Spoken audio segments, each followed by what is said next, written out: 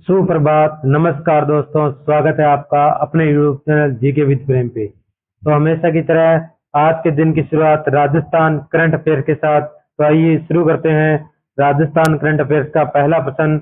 Rajasthan current affairs का आज का पहला प्रश्न है, प्रदेश सरकार वरिष्ठ नागरिक तीर्थ यात्रा योजना 2025-26 के तहत कितने वरिष्ठ नागरिकों को तीर्थ यात्रा करवाएगी? Option A 50,000, option B 56,000, option C 51,000, option D 55,000। तो राज्य सरकार वरिष्ठ नागरिक तीर्थ यात्रा योजना के तहत 2025-26 में 50,000 वरिष्ठ नागरिकों को तीर्थ यात्रा करवाएगी। अब बात करते हैं वरिष्ठ नागरिक तीर्थ यात्रा योजना जो है राजस्थान का देवस्थान विभाग द्वारा संचालित है। देवस्थान विभाग द्वारा संचालित है। इस योजना की शुरुआत रेल यात्रा के तहत 2013 में की गई है। रेल यात्रा से तीर्थ यात्रा की शुरुआत कब होती है? 2013 में। और इसमें हवाई यात्रा को जोड़ा गया 2016 में। पहली बार वातानुकूलित यानी एसी ट्रेन से तीर्थ यात्रा की शुरुआत हुई 2025 में। और 2025 में कब होती है? 6 जून 2025 को पहली वातानुकूलित train Durgapura railway station Jaipur से चलाई गई थी। अब बात करते हैं 2025-26 की 56,000 तीर्थ यात्रियों को इस योजना के तहत 2025-26 में यात्रा करवाई जाएगी, जिसमें 50,000 रेल यात्रा होगी और 6,000 तीर्थ यात्री हवाई यात्रा करेंगे। 50,000 किससे करेंगे? रेल से, और 6,000 किससे करेंगे? हवाई यात्रा से। इस प्रकार कुल 56,000 यात्रियों को तीर्थ यात्रा देवस्थान विभाग द्वारा करवाई जाएगी। इसके तहत 40 तीर्थ स्थलों की यात्रा करवाई जाएगी। कितने तीर्थ स्थानों की? 40 तीर्थ स्थानों की यात्रा करवाई जाएगी। अब बात करते हैं इस योजना के लिए कौन पात्र है। सबसे पहली शर्त है राजस्थान का क्या होना चाहिए? राजस्थान का मूल निवासी होना चाहिए। राजस्थान का मूल निवासी होना चाहिए। दूसरी पात्रता है कि न्यूनतम आयु 60 वर्ष होनी चाहिए। न्यूनतम आयु कितनी है?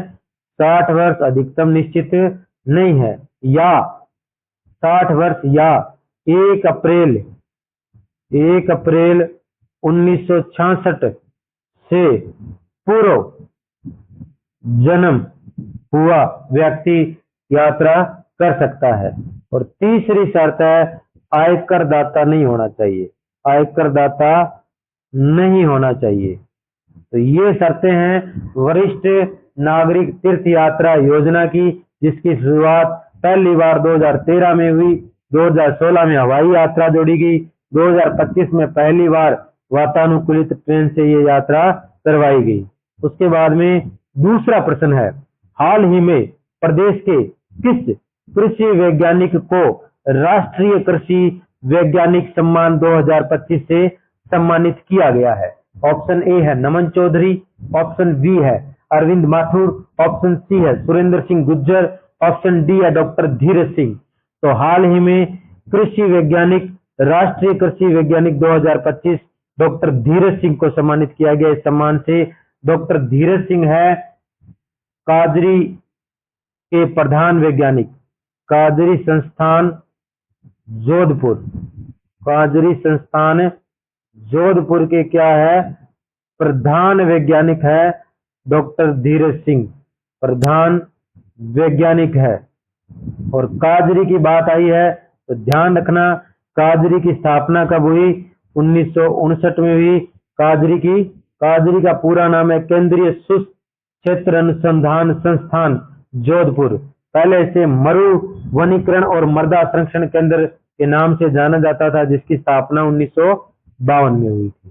तीसरा प्रश्न है, यूथ एक्सचेंज प्रोग्राम YEP में भारत के युवा ब्रांड एम्बेसडर के रूप में देश का प्रतिनिधित्व कौन करेगा? Option A Naman Chaudhary, option B Arvind Mathur, option C Surendra Singh Gujjar, option D doctor Dheeraj Singh. तो भारत का प्रतिनिधित्व करेंगे युवा ब्रांड एम्बेसडर नमन चौधरी। इनका संबंध है राजस्थान के जयपुर से। कहां से संबंध है? राजस्थान के जयपुर से इनका संबंध है। इस युद्ध प्रोग्राम का आयोजन होगा कजाकिस्तान में। आयोजन कहां होगा? कजाकिस्तान में इसका आयोजन किया जाएगा।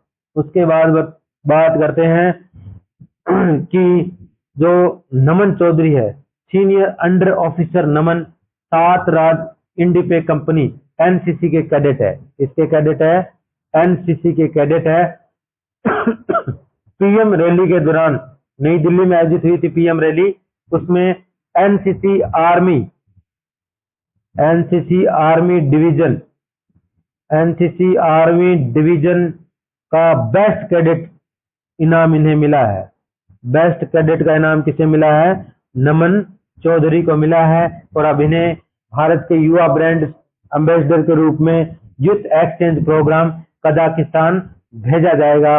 और ये खिताब प्राप्त करने वाले राजस्थान या जयपुर के पहले कैडेट है।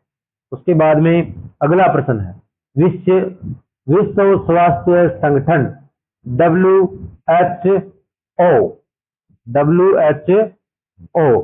सिविल सोसाइटी कमीशन की स्टीयरिंग कमेटी में किसे मनोनीत किया गया है?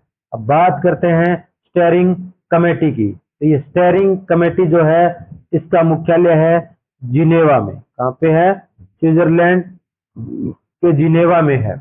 इसमें हाल ही में कुल 24 सदस्यों को मनोनीत किया गया या चुना गया है। कितने सदस्यों को चुना गया है? 24। और भारत से किसे चुना गया है? ऑप्शन ए नमन चौधरी को, ऑप्शन बी अरविंद माथुर को, ऑप्शन सी सुरेंद्र सिंह गुज्जर को, option D doctor Dheeraj Singh को। तो भारत से चुना गया है डॉक्टर अरविंद माथुर को। और इनका संबंध है राजस्थान के जोधपुर से। संबंध किससे? राजस्थान के जोधपुर से। इनका कार्यकाल यहाँ रहेगा 2 वर्ष का। कार्यकाल कितना रहेगा? 2 वर्ष का कार्यकाल रहेगा। उसके बाद में अगला प्रश्न है कि 12वीं वर्ल्ड स्ट्रेथ लिफ्टिंग व बेंच प्रेस चैंपियनशिप में सीकर की, कहाँ की? सीकर की अर्चना बिलोनिया कहाँ की है? सीकर की। और सीकर के कौन से गांव से इनका संबंध है? तो सीकर के रायपुरा गांव से। कौन से गांव से? रायपुरा गांव से, या इसे बोला जाता है रानोली।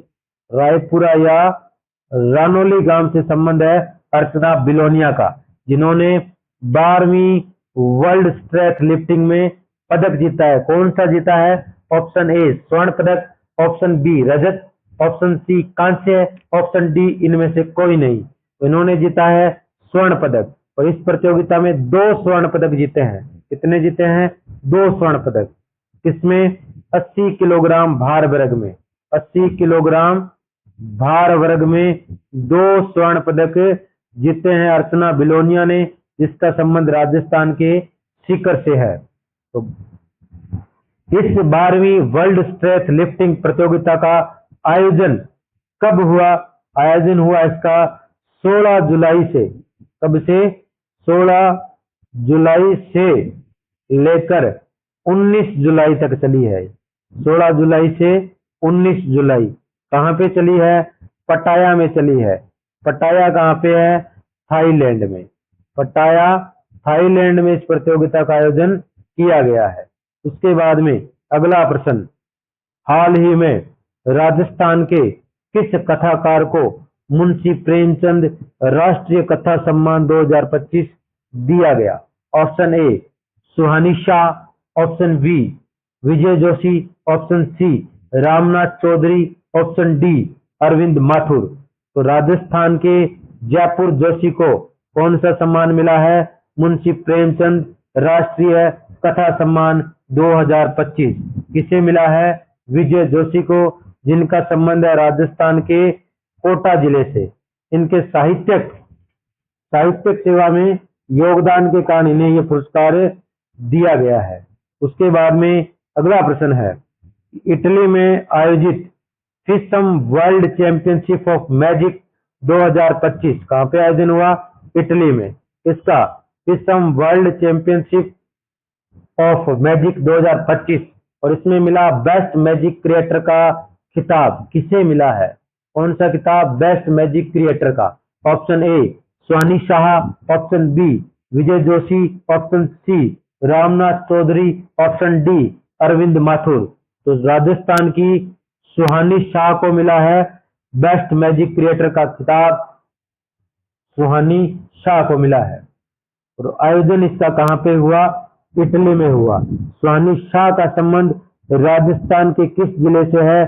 जयपुर से है। वैसे मूल रूप से कहाँ की रहने वाली है? तो राजस्थान के उदयपुर जिले की निवासी है। वर्तमान में जयपुर में निवास कर रही है। पहली बार किसी भारतीय कलाकार को यह अंतर्राष्ट्रीय सम्मान मिला है। किसी भारतीय कलाकार को यह सम्मान क्या मिला है? पहली बार मिला है। उसके बाद में अगला प्रश्न है कि पीएम कुसुम योजना का नाम क्या है? पीएम कुसुम योजना किस राज्य ने देश में प्रथम स्थान प्राप्त किया है? Option A Uttar Pradesh, option B Gujarat, option C Rajasthan, option D Madhya Pradesh. तो पीएम कुसुम योजना में राजस्थान ने क्या किया है?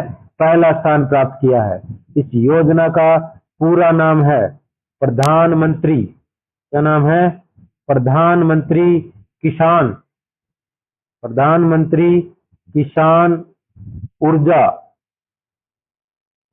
ऊर्जा सुरक्षा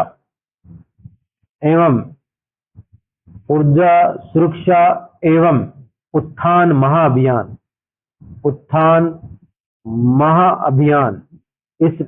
इस योजना का पूरा नाम है। इसका उद्देश्य किसानों को सौर ऊर्जा संयंत्र स्थापित करने और ग्रिड को अतिरिक्त बिजली बेचने के लिए सब्सिडी प्रदान करना, अनुदान प्रदान करना। पीएम किसान योजना के तहत राजस्थान ने प्रथम स्थान प्राप्त किया है। इसकी दो श्रेणियां हैं, एक है कंपोनेंट ए श्रेणी और एक है कंपोनेंट सी श्रेणी। इसकी अधिकतम क्षमता होती है 2 मेगावाट और इसकी होती है 5 मेगावाट। राजस्थान ने कंपोनेंट ए श्रेणी में पहला स्थान प्राप्त किया है और कंपोनेंट सी श्रेणी में राजस्थान ने तीसरा स्थान प्राप्त किया है। इसमें पहला स्थान मिला है गुजरात को। किसको मिला है? गुजरात को। दूसरा मिला है महाराष्ट्र को और तीसरा स्थान किसने प्राप्त किया है? राजस्थान ने प्राप्त किया है। राजस्थान ने एक वर्ष में यानी पूरे एक साल में कुल 1190 मेगावाट, कितनी मेगावाट? 1190 मेगावाट के 592 प्लांट विकसित किए हैं या 592 प्लांट क्या है? स्थापित किए हैं। और इनमें से अकेले ए श्रेणी में कितने हैं? 457 है। इसी वजह से राजस्थान को पूरे देश में पहला स्थान प्राप्त हुआ है। अब बात करते हैं पीएम किसान कुसुम योजना की शुरुआत कब होती है? इस योजना की शुरुआत हुई मार्च 2019 में। शुरुआत कब हुई थी इसकी? मार्च 2019 में पूरे भारत में इसकी शुरुआत की गई थी। उसके बाद में अगला प्रश्न है, हरियालो राजस्थान वृक्षारोपण अभियान के तहत लगने वाले पौधों की निगरानी के लिए कौन सा मोबाइल ऐप विकसित किया गया है? Option A Hariyalo Rajasthan, option B Mharo Rajasthan, option C एक पेड़ माँ के नाम, ऑप्शन डी हरा भरा वृक्ष। तो ये है हरियालो राजस्थान मोबाइल ऐप लॉन्च किया गया है। अब बात करते हैं हरियालो राजस्थान वृक्षारोपण अभियान की शुरुआत राजस्थान में कब होती है? 7 अगस्त 2024 को होती है। कहाँ से होती है? तो इसकी होती है गाहोता गांव दुदू से। किसने की? सीएम भजनलाल शर्मा ने की है। एक पीपल का वृक्ष लगाकर इस अभियान की क्या की गई, शुरुआत की गई है। 24 में 7 करोड़ पौधे लगाने का लक्ष्य था। 25 में यानी अब की वर्ष 2025-26 में 10 करोड़ पौधे लगाने का लक्ष्य निश्चित किया गया है। 10 करोड़ पौधे लगाए जाएंगे। उसके बाद में अगला प्रश्न है, चीन में आयोजित एशियाई कैडेट जूडो ओपन चैंपियनशिप में कोटा की तानिया राठौड़ ने कौन सा पदक जीता है? तानिया राठौड़ कहाँ की है? कोटा की। कौन सी प्रतियोगिता है? Asia cadet judo. तो खिलाड़ी किसकी है? ये जूडो की खिलाड़ी है। अब इसका आयोजन कहाँ पे हुआ? एशिया कैडेट जूडो प्रतियोगिता का आयोजन हुआ ताइपे में। कहाँ पे हुआ? ताइपे, ताइवान में। ताइपे, ताइवान या चीन में इसका आयोजन हुआ। कब से कब तक हुआ? 12 जुलाई से लेकर 15 जुलाई के बीच में इसका क्या किया गया? आयोजन किया गया। तो यहाँ पे राजस्थान की तानिया राठौड़, जिसका संबंध किस जिले से है? कोटा से। किस खेल से है? जूडो से है। कौन सा पदक जीता है? ऑप्शन ए स्वर्ण पदक, ऑप्शन बी रजत पदक, ऑप्शन सी कांस्य पदक, ऑप्शन डी इनमें से कोई नहीं। इन्होंने जीता है स्वर्ण पदक। किसमें? 40 किलो भार वर्ग में। 40 किलो भार वर्ग में कौन सा पदक जीता है? स्वर्ण पदक। किसने? तानिया राठौड़ ने। तो आज की क्लास में इतना ही, कल फिर मिलेंगे। धन्यवाद। वीडियो को लाइक करें, ज्यादा से ज्यादा अपने दोस्तों के साथ शेयर करें।